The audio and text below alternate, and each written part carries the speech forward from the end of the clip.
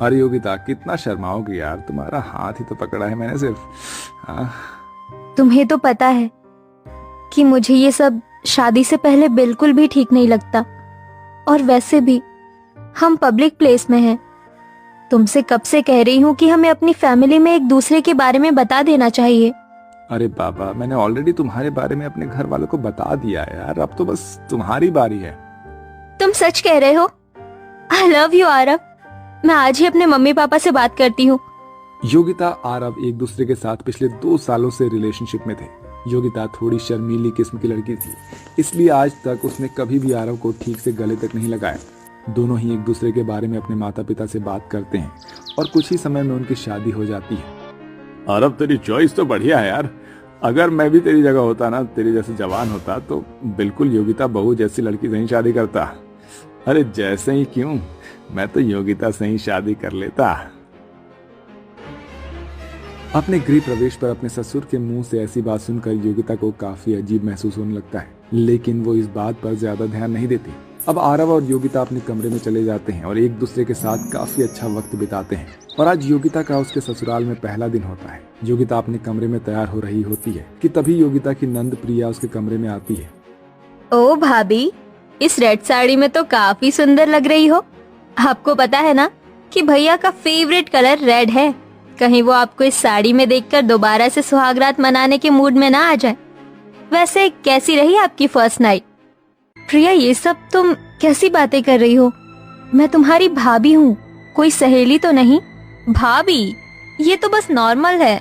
बताइए ना, क्या क्या किया आपने रात में? आने वाले कुछ समय में मेरी भी शादी हो जाएगी। आप क्या अपनी नंद को टिप्स नहीं देंगी?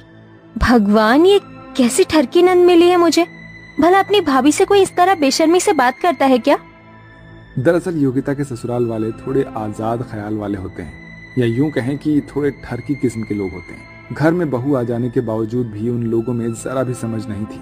बच्चे तो बच्चे, घर के बड़े भी कुछ इसी किस्म के थे। आज तो कुछ ज्यादा ही काम था घर में। एक काम करती हूँ, थोड़ी देर आराम कर लेती हूँ। घर का सारा काम खत्म करके योगिता अपने कमरे में आराम कर रही होती है कि तभी योगिता का देवर दिनेश बिना अपनी भाभी के कमरे का दरवाजा खटखटाए उसके कमरे में आ जाता है, जिसे देखकर योगिता अचानक से हिचकिचाते हुए घबरा कर उठती है। अरे दिनेश, तुम ऐसे अचानक कमरे में कैसे चले आए? तुम्हें दरवाजा खटखटा कर आना चाहिए था ना। भाभी, मैं कोई पराया मर्द थोड़ी ना हूँ, आपका देवर हूँ भाई है? और देवर तो भाई के समान होता है ना। वो तो मैं आपसे कहने आया था कि शाम को मेरे कुछ दोस्त आ रहे हैं, तो आप ना उनके लिए कुछ स्नैक्स वगैरह तैयार कर दीजिएगा। अपने ससुराल वालों की ऐसी हरकत योगिता को बिल्कुल भी पसंद नहीं आ रही होती है। ऐसे ही एक दिन, योगिता बहू, अब तो तुम्हारी शादी को काफी समय हो गया है, तो कब दादा दादी बना रही हो हमें? माँ जी, सामने ससुर जी बैठे हैं और आप उनके सामने ऐसी बातें कर रही हैं। तो क्या हुआ बहू, वैसे भी अमरावती बहू की माँ बनने की उम्र थोड़ी ना है, अभी तो उन्हें एंजॉय करना है। वैसे तुम एक दूसरे के साथ अच्छा वक्त बिता पाते हो ना। मेरा मतलब तुम्हारे बगल वाला कमरा ही हमारा है। वैसे कल रात तो तुम्हारे कमरे से बहुत आवाजें आ रही थी, हैं? लगता है बहू बेटे में कुछ ज्यादा ही प्यार हो रहा है। अपने ससुर की ऐसी बातें सुनकर योगिता शर्म के मारे पानी पानी हो जाती है और भागती हुई अपने कमरे में चली जाती है। भगवान, ये कैसा ठरकी ससुराल मिला है मुझे। एक से एक ठरकी लोग हैं यहाँ पर। भला बहू से कोई ऐसी बात करता है? कहाँ फंस गई मैं इन लोगों के बीच में। आरव बिजनेस के सिलसिले में घर के बाहर ही रहता था, जिसके चलते योगिता आरव को इन चीजों के बारे में बता नहीं पाती थी।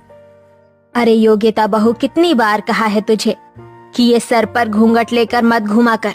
हम मॉडर्न लोग हैं और हमारे यहाँ घूंघट वाली प्रथा नहीं है। हाँ हाँ, होगी भी क्यों। मॉडर्न के साथ साथ ये लोग ठरकी भी जो हैं। माँ जी, वो मुझे घूंघट में ही सही लगता है। बिना घूंघट के मुझे काफी अजीब लगेगा। एक बार तू ये घूंघट हटा कर तो देख, बहुत सुंदर लगेगा। अमरावती अपनी बेटी प्रिया के साथ योगिता को जबरदस्ती कमरे में ले जाती है और उसे साड़ी के बजाय एक वन पीस पहना देती है। वाह भाभी, आप कितनी हॉट लग रही हो। माँ जी, प्रिया, मुझे